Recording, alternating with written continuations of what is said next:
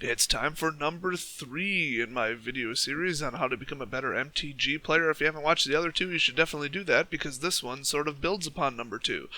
You might feel like you already have a giant advantage over your opponent just from watching the first 2, but just wait until you get to the end, which may never occur because I intend to keep making these pretty much forever. But as it sits, there should be just a couple more. So this video is about predicting what is in your opponent's deck, how they built it, and exactly what cards are in it. Because if you were to know the exact deck configuration, or at least part of it, it helps your play immensely because you can help predict what they might do. Now, I know some of you are not big fans of math, but this is going to be really, really simple. Not like my video on hypergeometric distribution, which actually, in my opinion, was pretty simple as well. But this comes down to, it's a 60-card deck. If 20 of them are lands, which is somewhat average, it's usually a little bit higher, all they've got left is 40 cards. And then in the typical deck, it will be 10 individual cards and 4 of each of them. That's the ideal way to build a deck. Now maybe they had to drop a whole bunch of 4 sets down to 3 because they were, they had 72 cards and needed to reduce it, or maybe they threw in just 1 or 2 planeswalkers because they don't need them to win, but it would be funny if they came up like Ob Nixilis. So it can get tweaked a little bit, but if you operate under the assumption that there's only 10 distinct cards in their deck, you're going to have an advantage because you're going to be pretty close actually. That's usually pretty true. And I would say that in the average game, I could probably predict, just based on their initial colors and how they're playing them, when they're playing them, and what the first 3 or 4 turns do, what 70 to 80% of their deck is, what it contains, what the rest of the cards are. Now, the obvious solution to this is just walk around at your local gaming store and look at what everybody's playing. Well, you'd have to catch all of them at exactly the right time. People are going to realize what you're doing. It's considered pretty shady, and at my LGS, we've got like 30 or 40 people playing. So if I make one little mistake, like one person's playing some sort of blue-black aggro, and the other one's playing blue-black control, and I get them mixed up, I'm in deep trouble. So, misinformation to yourself is way more detrimental than the advantage you get to really knowing what's in their deck. So what I usually do is I just base it completely on what do they do in the first 3 or 4 turns. What colors are they playing? Are they playing all fetch lands, which means they need the mana quickly? Do they seem to be gaining life, which means it's going to be a slower deck? You can make all these assumptions, but the number one thing is what cards are really hot right now in that color or those mix of colors if it's a multiplayer. If it's like 3 colors or if it's 2 colors, you can guarantee that they're playing, the matching charm spell, the Dragon Lord command spell, that type of thing. If it's monocolored, it's a little bit harder, but then just base it on what they're doing. If they're bringing out a whole bunch of creatures with landfall, well, they probably have like the sword, they probably have, if it's green, the blighted woodland that double drops lands. They're probably playing Evolving Wilds or fetch lands to trigger it off turn or double trigger it. So you can start to kind of chip away at those 4 sets of 10 individual cards that are in their deck.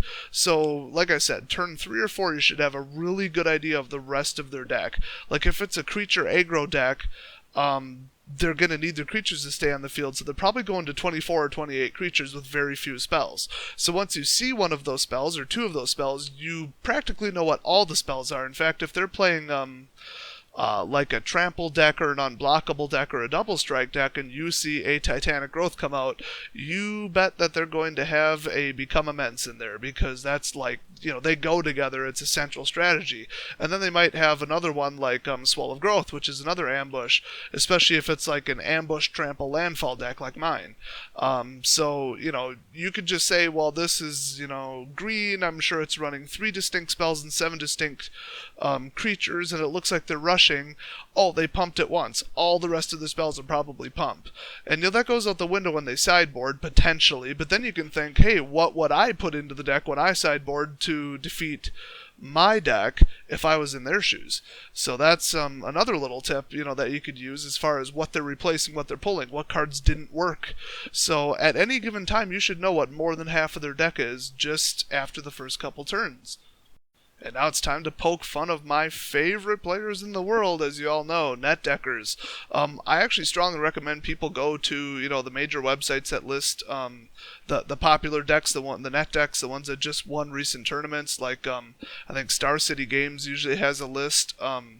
Just look those up, and then as soon as you see somebody playing like a really unique card that's unique to one particular net deck that people don't usually put in another deck, or it's a real common combo deck, you now know exactly every last card that's in their deck. Unless they modified it a little bit, but usually they literally play the net deck as it sits.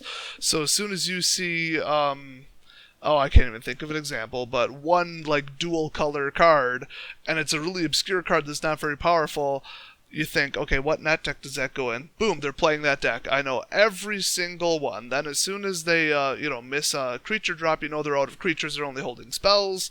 As soon as they look like they were considering killing a creature, maybe they do have a kill spell, that sort of thing. You kind of read them. That goes into my last video about, determining what might be in your opponent's hand.